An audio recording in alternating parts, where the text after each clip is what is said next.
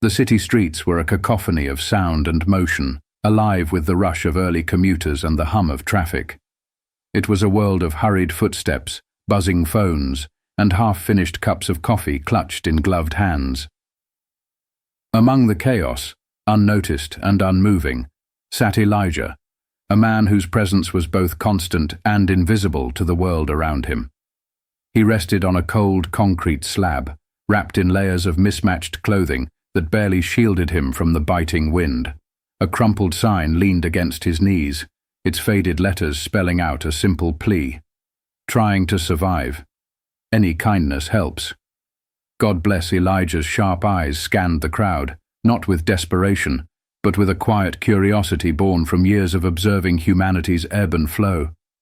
To the rushing commuters, he was just another part of the background, a fixture of the street they barely registered.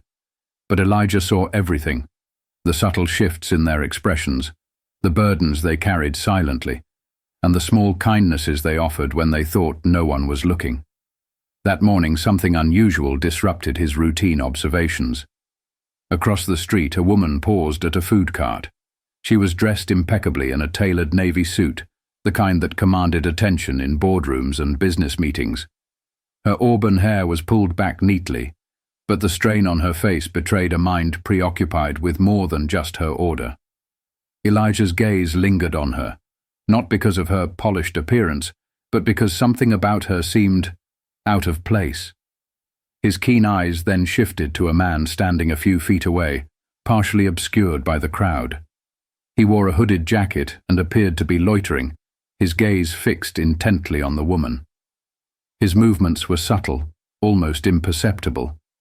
But Elijah noticed the way his shoulders shifted, his feet angled slightly toward her. The man wasn't just standing there, he was waiting. Elijah's heart quickened. Over the years he had learned to trust his instincts, and they were screaming now. This was trouble. For a moment he hesitated. What could he do? He was just a man on the street, ignored by nearly everyone who passed. Would she even listen to him? The thought weighed heavily on him, but he couldn't sit idly by. "Ma'am," Elijah called out, his voice rough from disuse, but carrying an urgency that cut through the ambient noise. "Be careful with your bag." The woman froze, startled by the voice. She turned, her eyes meeting Elijah's for the first time. Her expression was a mix of confusion and apprehension as she clutched her leather tote closer to her side. "Excuse me," she asked, her tone cautious, but her gaze followed the direction of Elijah's pointed finger. Her breath caught in her throat when she saw the hooded man moving toward her, with an unsettling deliberation. The woman's mind raced. She barely registered the crowd thinning around her or the coffee spilling onto her hand. What should she do? Confront him? Walk away quickly? Her instincts told her to act, but fear rooted her to the spot. Seeing her hesitation, Elijah stood, his movements deliberate but unthreatening. Though his frame was wiry and his coat frayed, he exuded an unexpected confidence as he placed himself in her line of sight, acting as a silent barrier between her and the approaching man. "You don't want to do this," Elijah said firmly, directing his words at the hooded man. His voice, though calm, carried a weight that made the man hesitate mid-step. For a brief moment their eyes locked. The hooded man sneered, muttering under his breath, before turning sharply and disappearing into the crowd. The tension broke like a snapped wire, leaving the woman visibly shaken. She glanced at Elijah, her hand still gripping her bag tightly. "Thank you," she said, her voice trembling slightly. I don't know what I would have done if—" "Don't mention it," Elijah interrupted, his tone kind but dismissive. "Just be careful. This city can be unforgiving." The woman hesitated. She wanted to walk away, to shake off the unsettling experience and return to her routine, but something stopped her. There was something about this man, a quiet strength, an unexpected bravery that intrigued her. Can I do something for you?" she asked, tentatively, offering a faint smile. "Coffee, breakfast, anything?" Elijah shook his head with a faint smile of his own. "Appreciate the offer, ma'am, but I'm all right. Just stay safe." The woman lingered for a moment longer before nodding and walking away. But as she disappeared into the crowd, Elijah remained rooted to the spot, his eyes following her until she was out of sight. Something about her reaction stayed with him. Unlike most people, she had looked at him, really looked, and her gratitude had been genuine. For Amelia, the encounter stayed with her too. As she hurried to her meeting, her thoughts kept returning to the man on the street. She couldn't shake the feeling that there was more to him than met the eye. As Amelia hurried away from the scene, her heart raced, not from her usual morning rush, but from the unexpected tension of what had just unfolded. The man in the hood, Elijah's calm yet commanding presence, and the thin veil of danger. Everything played in her mind like a movie on repeat. Though she hadn't been harmed, Amelia couldn't help but wonder, what would have happened if Elijah hadn't spoken up? Back on the sidewalk, Elijah remained seated in his usual spot. The encounter with Amelia had shaken something loose in him, stirring memories he'd buried beneath years of hardship. It's strange, he thought, how a single moment can carry so much weight. Hours later, as the late morning sun warmed the busy streets, Elijah's day seemed to return to its normal rhythm. He observed the world as he always did, watching hurried people, hearing fragments of conversations, and feeling the endless pulse of the city. But then, a shadow loomed over him.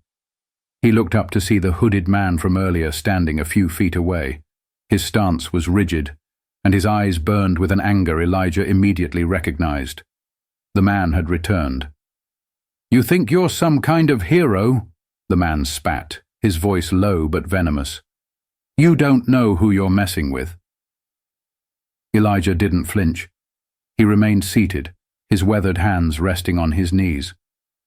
"You're right," he replied evenly. "I don't know you, but I do know trouble when I see it."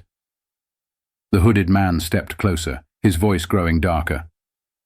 "Stay out of people's business. Next time, you won't be so lucky." For a moment the tension crackled in the air like an impending storm. But Elijah, unmoved by the threat, met the man's glare with an unshaken resolve. "Next time," he said calmly, "think twice before you pick a fight with someone who's just trying to help." The hooded man lingered, as if weighing whether to escalate the situation. Then, with a frustrated grunt, he turned on his heel and melted into the crowd once more. Elijah exhaled slowly, his shoulders relaxing. He knew he'd likely made himself a target, but he had no regrets. For him, standing up for what was right, even in the smallest ways, was worth the risk. Unbeknownst to Elijah, Amelia had returned. She stood several yards away, holding a paper bag from a nearby cafe. She had been walking back to her office when she spotted him again and decided to bring him breakfast as a gesture of gratitude. What she saw left her stunned. The confrontation between Elijah and the hooded man had played out right before her eyes, and she couldn't help but admire Elijah's composure. This man isn't just brave, she thought. He's extraordinary. Approaching cautiously, Amelia called out, "Hey, are you okay?" Elijah looked up, startled to see her again. A small tired smile crossed his face. "Didn't expect to see you back so soon." She handed him the paper bag. "I thought you might be hungry," she said, her tone warm but concerned. "I also saw whatever that was just now. Are you sure you're all right?" Elijah accepted the bag with a grateful nod. "Thank you," he said simply. "And don't worry about me. I've seen worse." Amelia hesitated, unsure how to respond. "You shouldn't have to deal with this," she said finally. "You don't deserve to be threatened for trying to help people." Elijah chuckled softly. "Deserve's got nothing to do with it," he said. "But I appreciate the thought." Amelia sat down on the bench beside him, an impulsive move that surprised even her. "You're different," she said after a pause. "I don't know what it is, but you don't belong out here. Not like this." Elijah's expression grew serious, though his voice remained light. "And where do I belong?"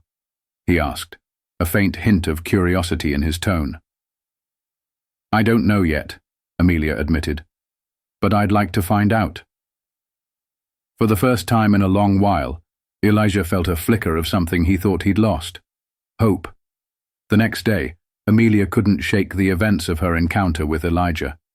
His unwavering calm during the confrontation and the quiet dignity he carried in such dire circumstances had left an impression that refused to fade.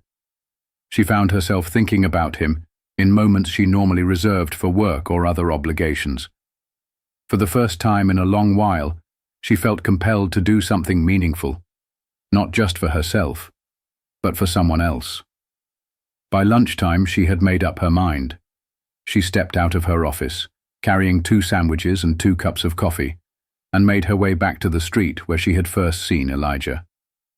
As she approached, she spotted him sitting in his usual spot, his posture relaxed, observing the bustling crowd as he always did. "Elijah!" she called, her voice bright. He looked up, his face breaking into a faint smile of recognition. "Back again?" he asked, his tone carrying a mix of humor and surprise. "You're starting to make this a habit." "Maybe I am," Amelia replied with a smile of her own. She handed him one of the sandwiches and a cup of coffee before sitting down on the bench nearby. "I thought you could use some company." Elijah accepted the food with a nod of gratitude. "You're full of surprises," he said. "Most folks would have forgotten about me by now." "Well, I'm not most folks," Amelia said, her tone light but sincere. "Besides, I feel like I barely know you, and something tells me there's a lot more to your story." Elijah took a sip of coffee, savoring the warmth. For a moment he said nothing, his gaze fixed on the bustling crowd ahead. Finally he spoke, his voice thoughtful. "You really want to know?" Amelia nodded. "If you're willing to share."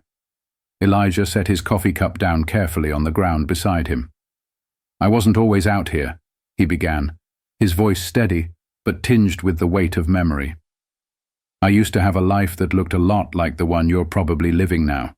A steady job, a family, a home. But life has a way of flipping the script on you." He shared his story in greater detail this time, painting a vivid picture of the life he once had.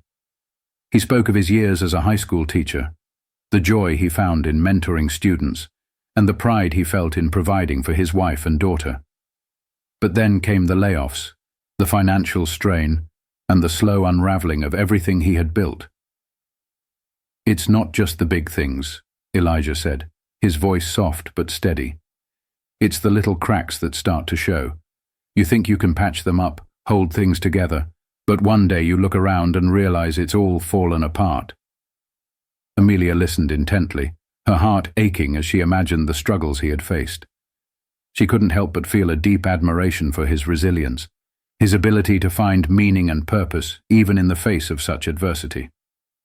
"But you didn't give up," she said finally. "You're still out here helping people, making a difference." Elijah shrugged. "Helping people helps me too," he said. "Out here you see a lot of darkness, but every now and then you get a glimpse of light. That's what keeps me going." Amelia was quiet for a moment, letting his words sink in. "You know," she said slowly, "I think more people need to hear your story. The world could use a little more of that light." Elijah smiled faintly, but shook his head. "I'm just one man," he said. "What difference could my story make?" "A big difference," Amelia said firmly. "You made a difference for me." Elijah looked at her, his expression thoughtful. "Maybe," he said, "but we'll see." Amelia couldn't shake the conversation she had with Elijah. His story was raw, honest, and filled with the kind of resilience she rarely encountered in her fast-paced corporate world. As the days passed, she found herself returning to that street corner more often, each visit revealing more layers of Elijah's life and character. One afternoon, as the sun dipped low on the horizon, casting long shadows across the busy street, Amelia approached Elijah with a determined look.